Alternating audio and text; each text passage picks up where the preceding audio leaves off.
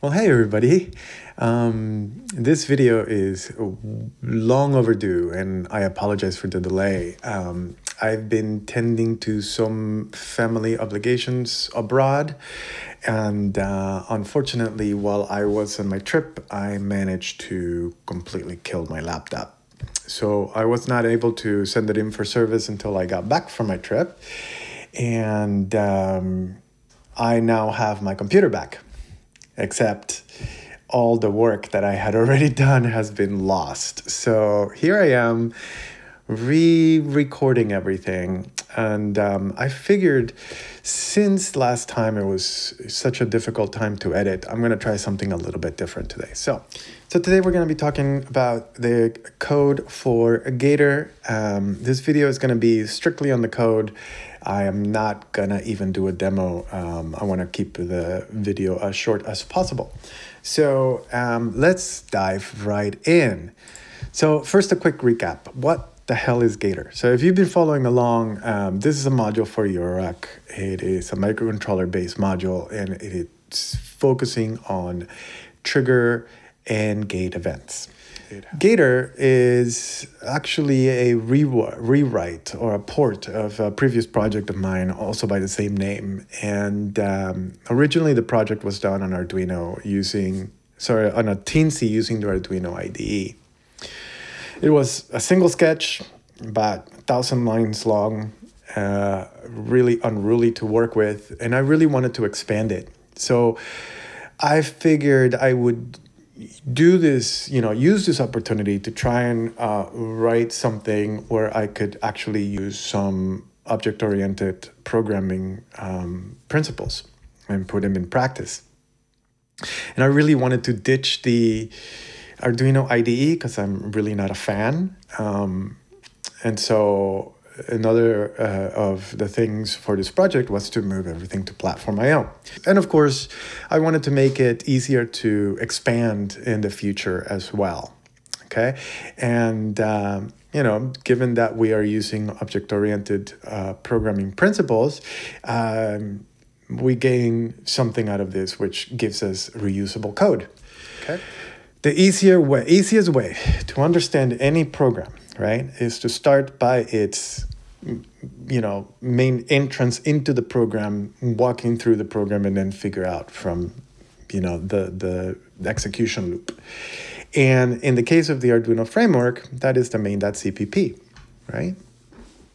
So let's go through this and see. So here's the main.cpp for the program, and in here you're gonna find essentially everything you would normally find on the Arduino sketch, right? We're going to define all of our hardware, define the pins that we're using. We're going to create some objects.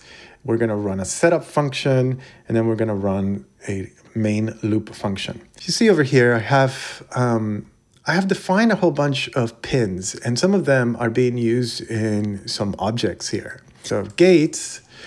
The first object here, this is used to manage the 8 outputs. Okay, so that's what this object is. It manages the 8 physical outputs, which can generate those triggers and gate events. LEDs are the LEDs associated with the gates. We don't access them directly. Instead, what we use is this object here called LED controller. In addition to the LEDs, which is, we're passing it right here, we're also passing the tempo LED. The tempo LED is the LED which is associated with the reset button. The next object which is useful here is this encoder. An encoder object is used to manage all the interactions with the encoder. This is how you determine whether you're rotating the encoder to the right or to the left. It also manages the button, the encoder button. So it is also used to detect the button presses. So if you do a long press, a single press, a double press, you can have different actions depending on those gestures. The reset button works similarly to the functionality of the encoder button. This is that button that is associated with the LED on the module. Input handler This is how we access all the input pins, which can either be CV or gate. These are named CV A, B, C, and D, or A, B, reset pin, and clock pin.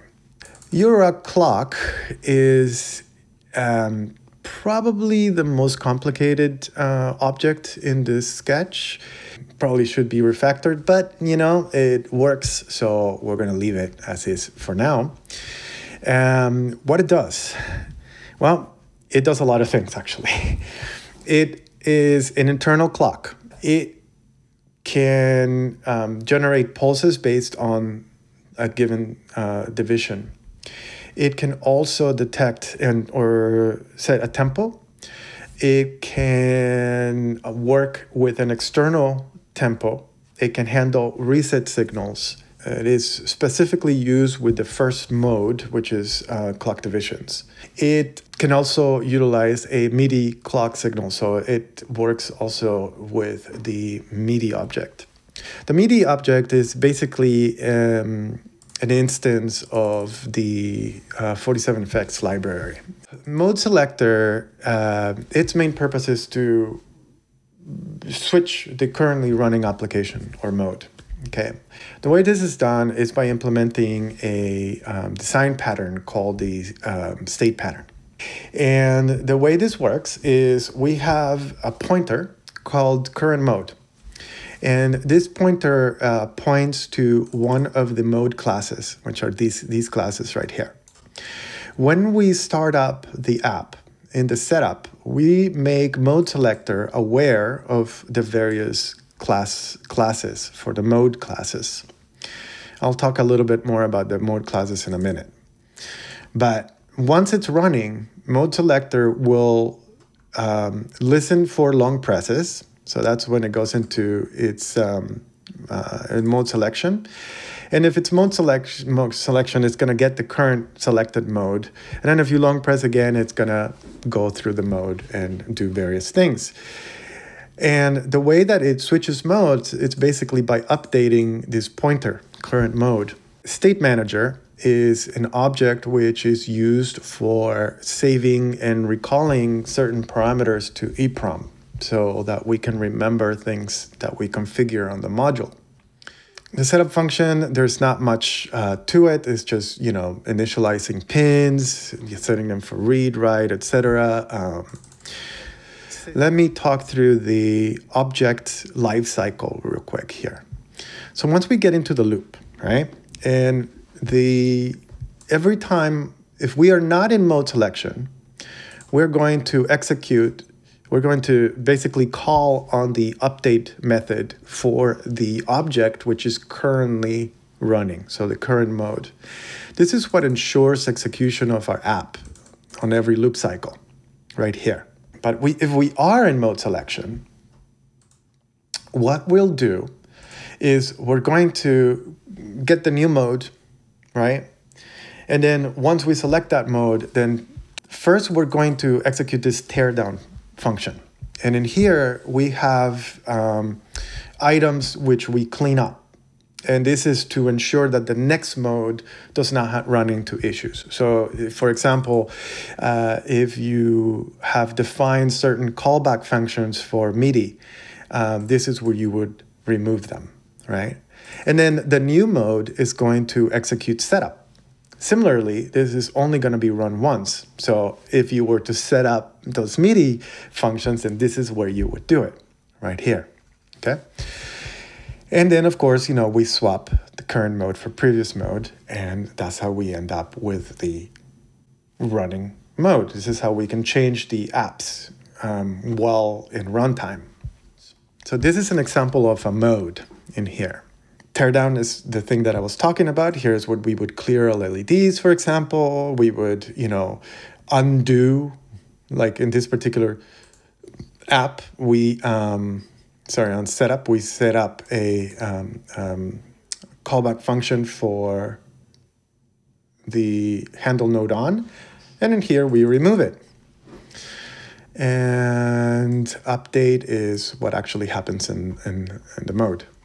So if you want to create a new mode, my recommendation is look through an existing mode and make sure you duplicate the functionality. Okay, certain things have to be implemented, while other things are kind of left to the developer to decide whether or not they need to be implemented. Okay. But best thing to do is start from one that has already been created and then remove what is not needed, you know. One last thing I want to talk about here is when does this actually write to EEPROM? So if you look at mode selector, if we handle long press, we write, see this state manager, save app state. This ensures that everything is written to EEPROM. And we're going to do this every time we long press. EEPROM has a certain life, right? The best scenario is that every time we update a value, we write to EEPROM.